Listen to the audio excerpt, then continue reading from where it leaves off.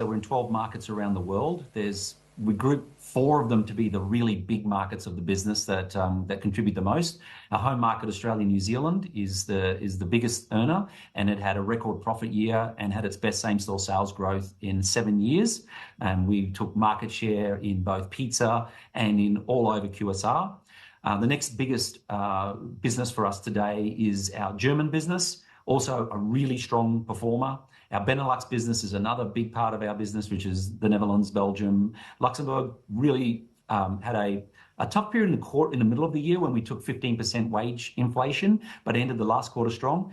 It's really Japan and the Asian segment that brought down our numbers the most. Japan is one of our biggest business units, and we deleveraging post-COVID, whilst we still took market share. The whole pizza category deleveraged post-COVID. We have to admit we didn't handle inflation very well in Japan. The rising yen, we just weren't a team that had the muscle memory to kick in with wage increases, the ingredient increases. We actually went the wrong way. We over-discounted in a low-frequency market. What's really been positive in the last half, we have started to experience positive customer counts. Our unit economics have improved. In fact, our stores made as much in the last half as they did in the full corresponding year. So the Japanese business is getting better, but a lot more to improve in that area. As you mentioned, we did close some stores in Japan, 80 stores out of our over 1,000 stores. And that was when during COVID, pre-COVID to post-COVID, we nearly opened 500 stores. We grew too quickly in hindsight. And as I said, we didn't get our pricing right. And then finally, a market that should be the 5th biggest earner and is actually 2nd or 3rd biggest pizza market in the world, depending on how you measure it as a total market or head of population, is France. And France has been underperforming for us. Not so much at a store unit economics, but our own performance and our like-for-like sales growth. So we're talking to shareholders and saying, this year we're sharing our plans on France and Japan, and they need to contribute to the group for us to get back to the high growth numbers that shareholders expect.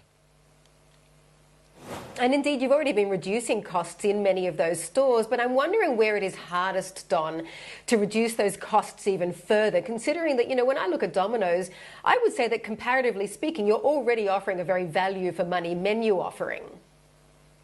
Yeah, one of the great things that we've illustrated in the last 12 months, and why is a market like our most mature market, we grew 2 percentage market share points in pizza from 51 to 53%. So imagine for Australians, every second time they pick up a pizza, it's a Domino's pizza, and now even more so, because we actually started to grow into new segments. So the pizza business has largely been a dinner category, a shared meal occasion, it's family, it's getting together over sport like football, specialist media occasions, but largely dinner and group buying.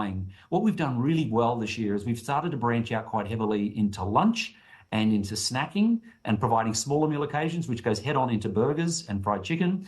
And the Meij box has been rolled out throughout the world. It just got renamed as the Bento Pizza Box in Japan this week. So smaller individual meal occasion. By the way, globally, smaller eaters, so individual eaters, is the fastest growth part of fast food. So now we've got a solution to go after those customers, but also snacking. Snacking is really emerging quite quickly. People eating a lot more meals, but smaller meals. Our foray with melts. We're also just launched in the Netherlands and Australia, New Zealand, Pizza Dogs, which is a pizza-based hot dog model. $3. We've never had a $3 meal. Mum straight after school needs a protein fix for her kids. Pizza Dogs, brand new consumption for us. So we're really focused on new segment growth, and that's why Australia, as an example, and Germany and Benelux, where we've had that really good segment growth, it's come through from new product category.